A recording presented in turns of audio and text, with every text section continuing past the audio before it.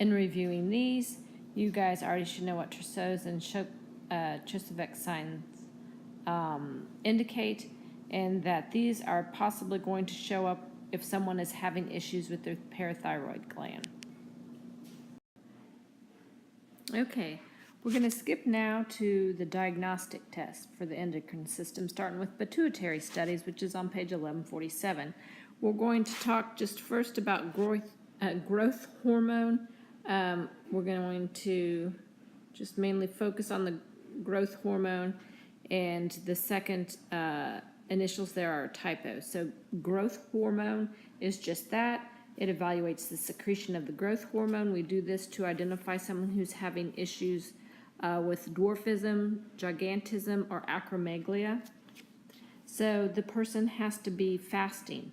The other thing is a lot of different things actually affect this test: emotional stress, physical exercise, even foods. And so we have to document what's going on at the time. As far as the growth hormone goes, you do not need to know the lab values. You do not need to know the lab values, okay?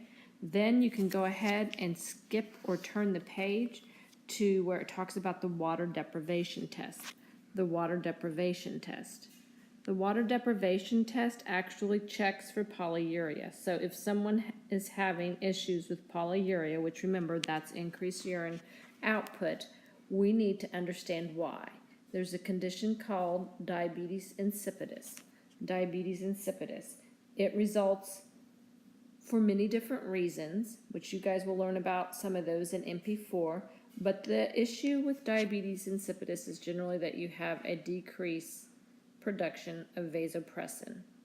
A decreased production of vasopressin, and that helps regulate the kidneys. And without enough vasopressin, you have a large amount of urinary output or polyuria. So if this is suspected, then someone's going to have a water deprivation test. It's extremely involved. It requires the nurse to not only send samples of urine down to the lab on an hourly basis, but that you also send blood samples down every 2 hours.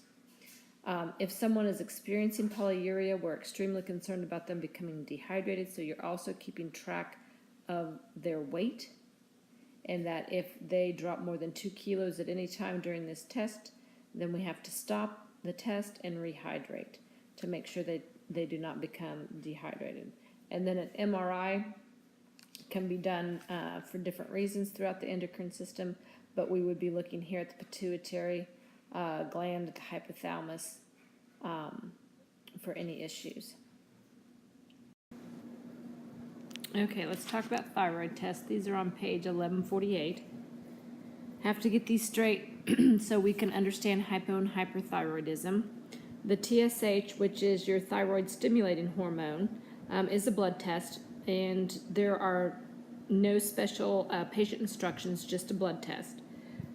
What you need to know about this, for instance, is that your TSH is low or decreased in hyper, low or decreased in hyper, and it is high or increased with hypo when the thyroid is the issue, okay? And then we get down to T3 and T4, which is just right underneath it, T3 and T4. And then again, these are low or decreased in hyper, low or decreased in hyper, okay? Also, just to know, there are times when individuals suffer hypothyroidism and is actually the result of an issue with the pituitary or the hypothalamus. When this happens, your serum TSH, T3, T4 will actually be elevated. So then again, when a patient has hypothyroidism and the issue is not with the thyroid, but with the pituitary or the hypothalamus, then your serum TSH will be high. okay? Another way, additionally, to diagnose this is the presence of thyroid antibodies, and that just suggests that there's an autoimmune issue. Okay. So then that brings us to the thyroid antibodies. Once again, blood test, no specific instructions, and thyroid antibodies help when the issue is an autoimmune disorder. Okay. If you guys flip the page, we are now on page 1149. Just let's talk about the radioactive iodine uptake. That's extremely important because this is how we will diagnose Graves. Okay? There'll be an elevated uptake of the substance when a patient's reason for having hyperthyroidism, increased thyroid activity, is Graves' disease. Graves' disease we will talk about, but it's the majority of the time is the issue when someone has hyperthyroidism.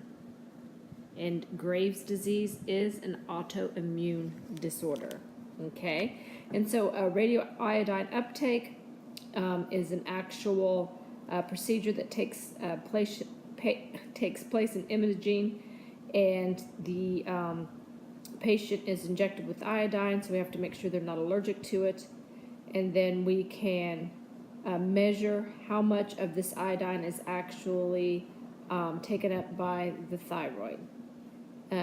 We need to instruct these patients, increase your fluid intake post-procedure so as to help get rid of the radioactive iodine. You do not need to know the norms or the values for the thyroid test.